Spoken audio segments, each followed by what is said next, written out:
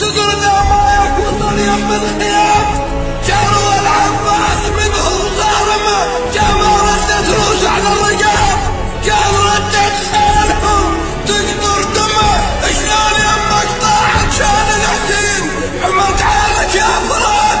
مالك اضمايك يمكن مرتمه وطاعت اسماعيل صحراء الحجاز وانت شحمايك ابن حامد حمد ابن حيدر علي سيف الرسول ما يخاف الموت يوم النعمه والله لا ينكشف عن الغطاء اليقين تجري بعدك شافرات كلها ما تتخجل ان ما يشوف الحق على العيال العمى انت اخر واحد تظل على المهمه قم طم روحك حذر قبر الحين واعتذر ربك واطلب مرحبا. يقول الشاعر شلون شعر لابد يقدم حسين ابن حيدر علي هو يسوى دموع العين وياه الجفر زينب بيوم الدار البين الخوة خوة العباس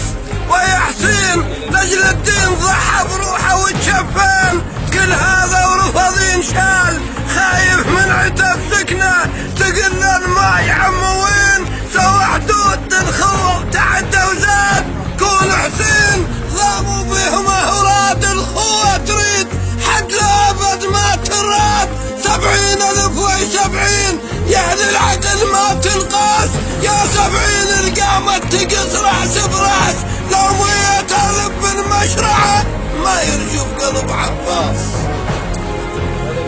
قلت تجروا مايك ازرق يا فرات عمت عينك وانت ذنبك مو ذنب يبطر سمك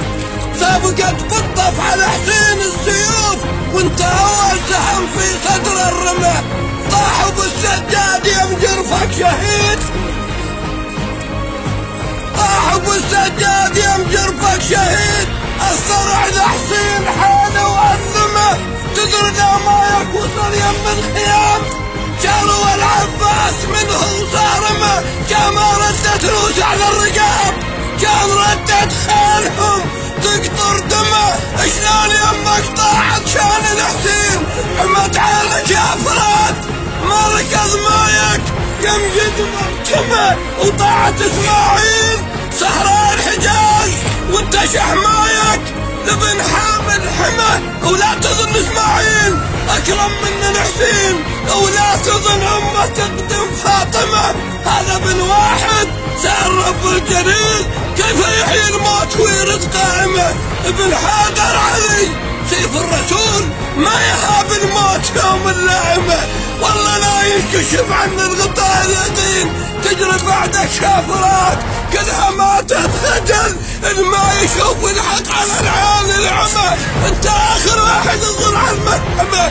قم طم روحك حذر قبر الحسين واعتذر ربك واطلب مرحمه قم اغتسل معك برمل الحسين ويا نهر يتيممه شوف اصدر بينك وبين الكرم حسين شاف الدين عطشان بدمه صح اخر قطره من دم الشريف وهي ثورة الحجه ثورة قام حسين صاب ووصف من ماي الجنان وانت ما يقطيك وجروبك ضمه حسين ينبحثون يقلبون الاراد الكون يقلبون الاراد الكون يقلبون